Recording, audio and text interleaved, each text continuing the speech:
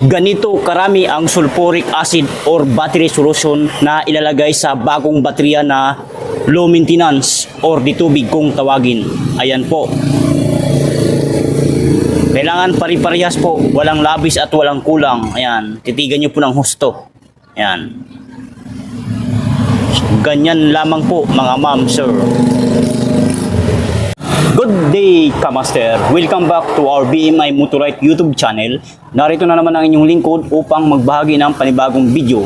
So, ang topic natin sa araw na ito ay magbigay na naman ako ng tips and idea patungkol dito sa pang-truck na baterya na ditubig. So, meron po tayong battery dito na 2SM. Ito po. Yan. 2SM. Ang size or sukat sa battery nito ay 2SM. 50 Ah or ampere hour, 12 volts, low maintenance. Ayan po, low maintenance dry charge. Ibig sabihin, ditubig kung tawagin. Ito yung mga baterya na nilalagyan muna ng sulfuric acid or battery solution once na bibilihin ng customer. Kasi po, ang kategory sa low maintenance na baterya ay nilalagyan muna ng sulfuric acid battery solution bago ibigay sa customer. At once na wala na sa tamang level, ang tubig nito nasa lower na, advisable po na dagdagan nyo ng distilled water, bantuan, dagdagan nyo ng distilled water.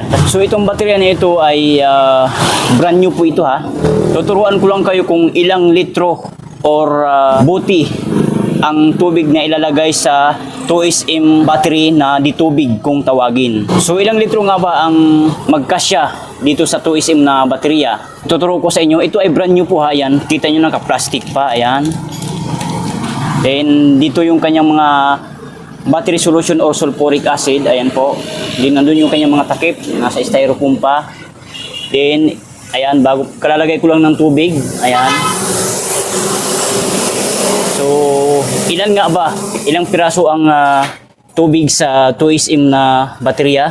Ilang buti? So, 5 lang po. Ayan. 1, 2, 3, 4, 5. 5 buti po. Baka po, magsubra kung kayo ay maglagay 5 piraso lang po talaga. So ipakita ko sa inyo ang level kung saan. Ayan. Ayan, kita nyo naman oh. Ayan. So hanggang gayaan lang po karami ang paglagay sa tubig, sa ditubig na baterya, mabago man o maluma. Ayan. Ayan. Kailangan ipapantay nyo ay level. Kailangan pari-parihas ang paglagay ng sulfuric acid man yan, battery solution or distilled water. Kung ito ay maluma na, dadagdagan nyo na ng distilled water. Ganyan lamang po. Hindi pwedeng apaw, sobra. Kasi matatapon lang po yan, sayang. So ayan po So quick tips lang naman ito. Hindi naman mahabang ating video. Ayan.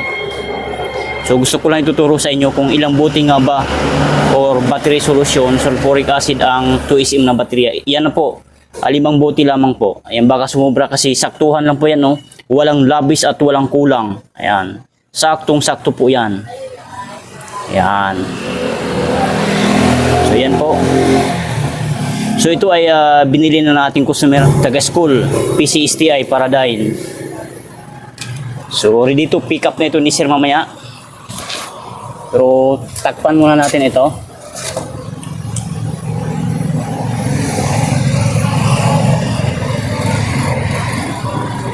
Ayan.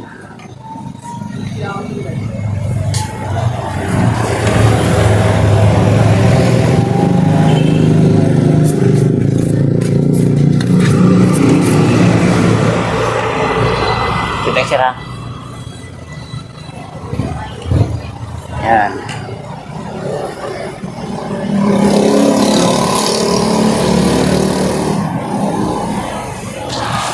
So ayos na po yan. Kung i-battery tester natin para malaman natin yung kanyang voltahe kung may karga na nga ba. So ito lang ating gamitin. Sa negative, ay hindi nyo makita. Sa negative, yan, at sa positive are. Yan. Yan, kung mapapansin natin, 12.3 volts ang reading sa voltahe ng battery na ito. So may karga na po siya. Kulang na lang po ng 0.3 volts para maging 12.6 volts at masabi natin full charge ang isang baterya. Ayan po. So yan. So yun lang, I hope na namigay ko sa inyo ang tips and idea patungkol sa kung gaano karami ang tubig sa 2SM na baterya na di tubig, ilang litro. So yun lang, and salamat sa inyong panonood. Huwag kalimutan i-share sa inyong mga friends, kakilala kung sa tingin mo na matutulungan ng ating video, and huwag kalimutan mag-subscribe sa ating YouTube channel, BMI Motolite. Bye!